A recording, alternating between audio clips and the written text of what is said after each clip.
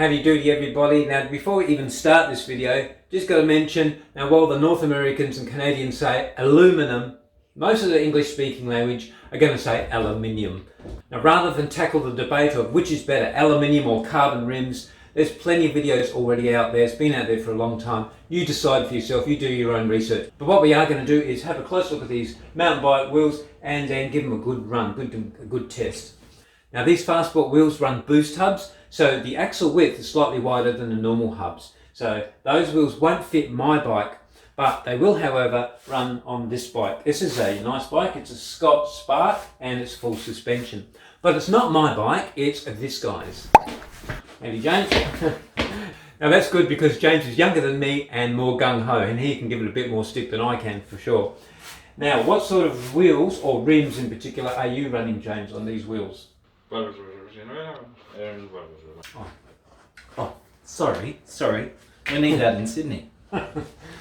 So the rims, what sort of rims have you got in here at the moment? So I got Syncross wheels, aluminum wheels, aluminum.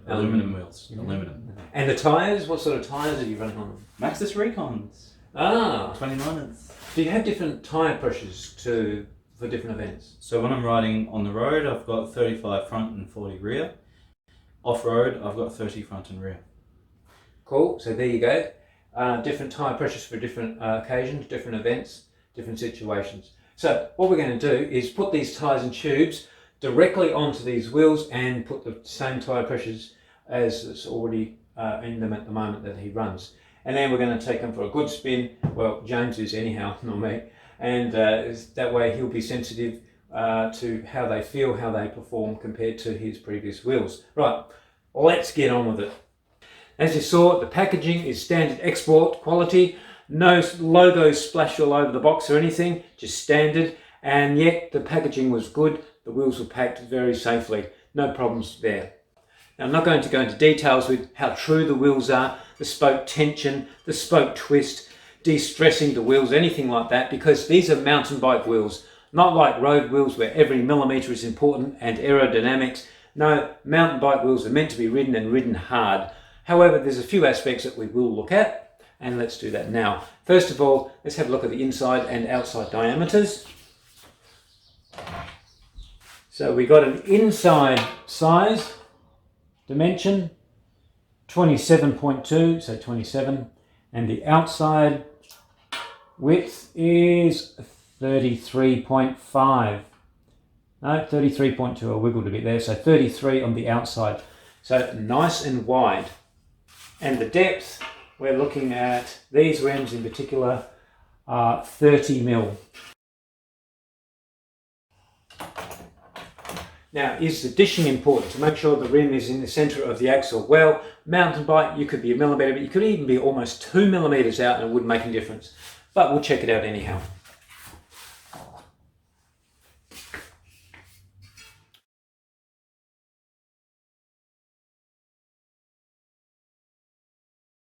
Spot on. Front one.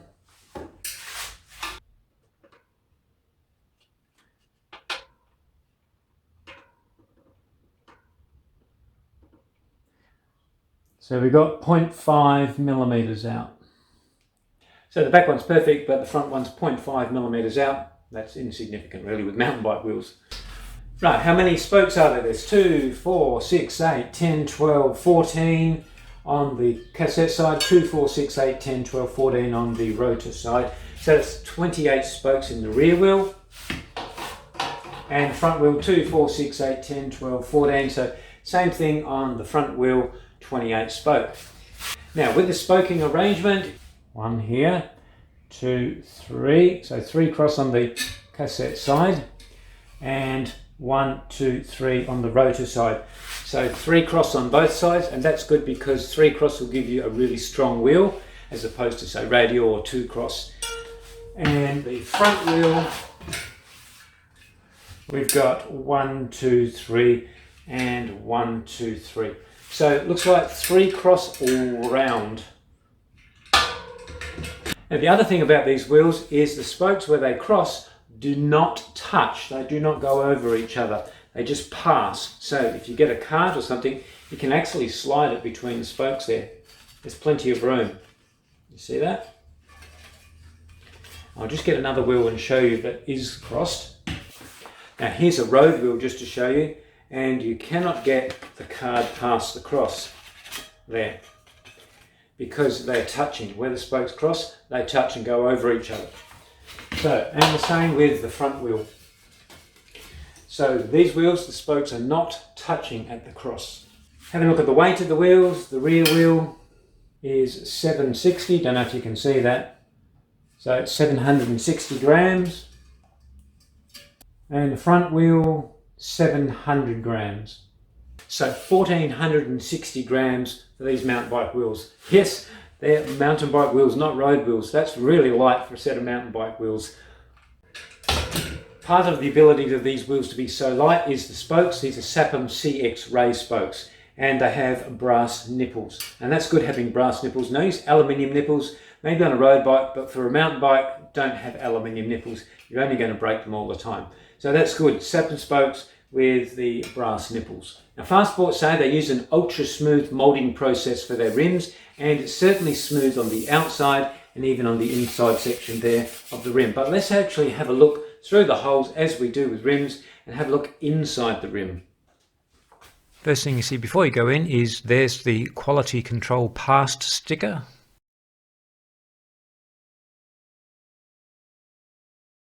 Straight away you can see that the carbon work is by no means as smooth as on the outside of the rim. So what have we got here? Lots of wrinkles. Let's try another spoke hole. Lots of wrinkles again, and some corrugations even. Well, the spoke length is good all the way to the end of the nipple there, taking up all the thread. Looking into another spoke hole. There's some patchy bits. Don't know what you would call them, what the proper name is, but well, let's just call them patchy bits. I don't think they're supposed to be there. That'll do. That's probably indicative of what the rim is generally like all the way around. You can choose both standard or asymmetric rim drillings for your spoke nipples. What that means with the standard ones is the holes are drilled approximately central, so you get one spoke slightly this side and one spoke hole that side, and it goes as each alternate spoke. But the holes generally are in the middle of your rim. With asymmetric, the hole drillings are slightly more on the non-free hub body side or the rotor side, like in this rim. I'll just give you a close-up and you can see there the spoke holes are slightly more over to one side. So what that gives is a little bit more even spoke tension on both sides, rather than usually what happens on a standard one is on the free hub side the spoke tension is tighter than on the non-free hub body side. So the asymmetric rim is a little bit better in it. It'll enable more even spoke tension on both sides. Now the hubs, these are the Swiss DT 350s, and with all DT hubs you can pull the ends off caps like that and you can service or replace your bearings inside. So that's good. So remove the end cap, that allows you to pull up the free hub body, then the two clutch rings, and there's a spring underneath. Remove the spring and you can see the bearing inside the hub shell. Turn the wheel over and you can see the bearing in the rotor side of the hub shell. To remove a bearing, hit the axle with a soft mallet and that will push the bearing on the opposite side out. And everything will go back together the way you took it apart. Clutch engagement, that's how many clicks of your free hub per revolution of your wheel. So put the valve hole down the bottom and hold this and count. 1, 2, 3, 4, 5, 6, 7, 8, 9, 10, 11, 12, 13, 14, 15, 16, 17, 18, 19, 20, 36. So there's 36 engagements per revolution on these hubs. However, you can vary that if you want. When you order your wheels, you can get more or less engagements. The through axle size here is 12mm for the rear and 15mm for your front. For your brake rotor, of course, there's two choices, 6-bolt or centre lock like we have here. For your free hub body, you can choose standard Shimano like I have here, or Shimano Microspline or SRAM XDR. Right, that's enough jibber jabber, let's get these on the bike.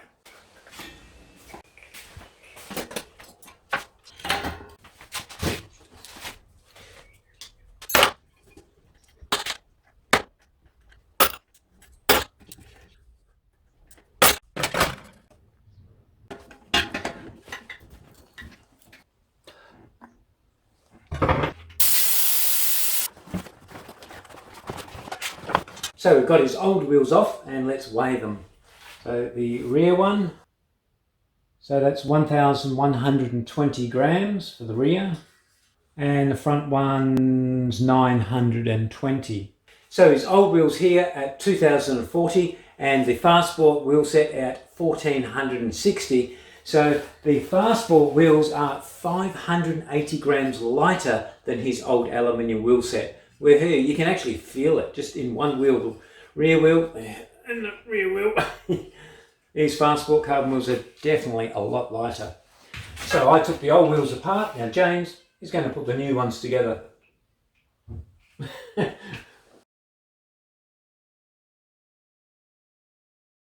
Hooray! Yeah, that's straight.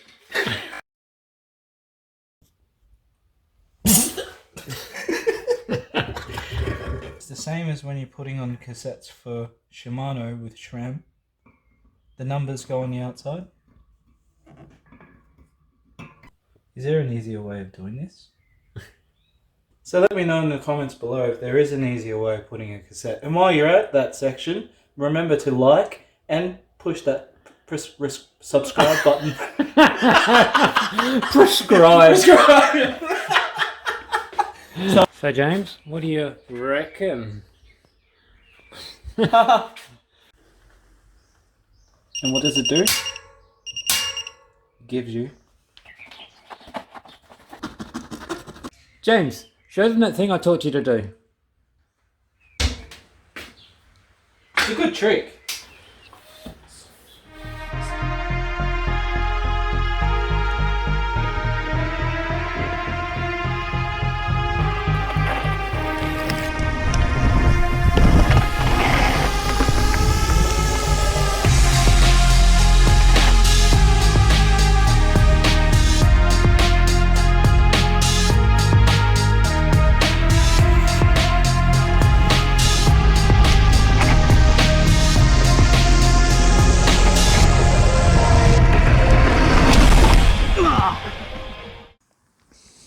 So James has done 2 rides so far and didn't manage to break the wheels even though he came off a few times.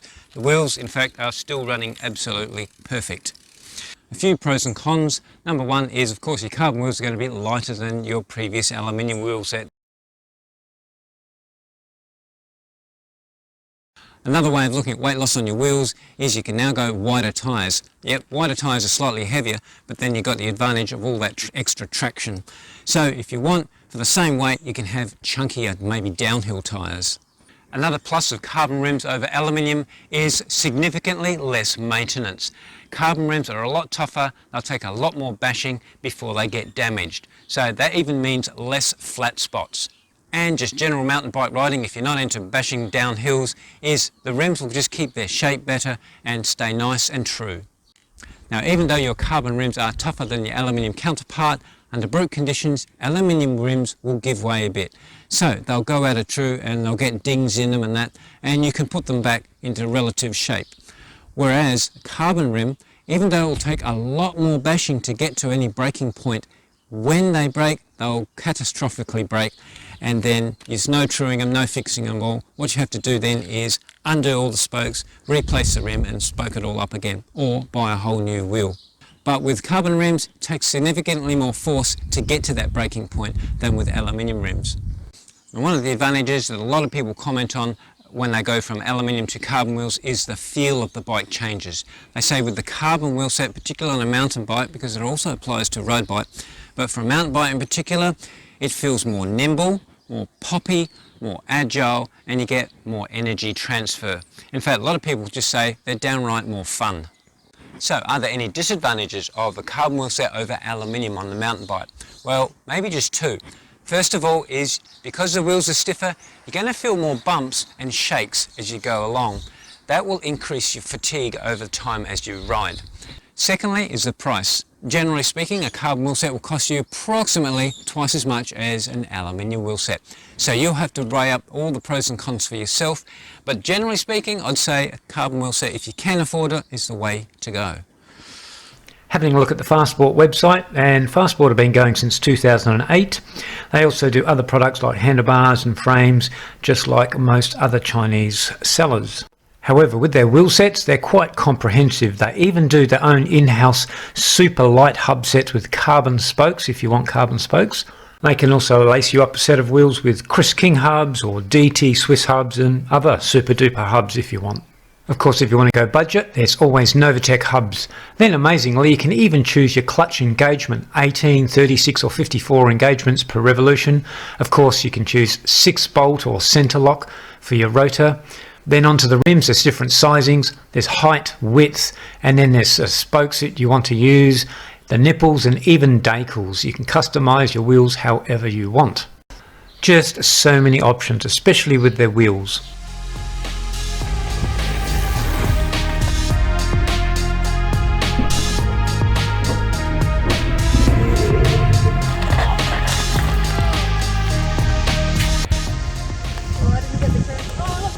Perfect slow-mo. Woo! Except when you lose the handle. But you can edit that out. That's where you want to catch me. Yeah, gotcha. Hey!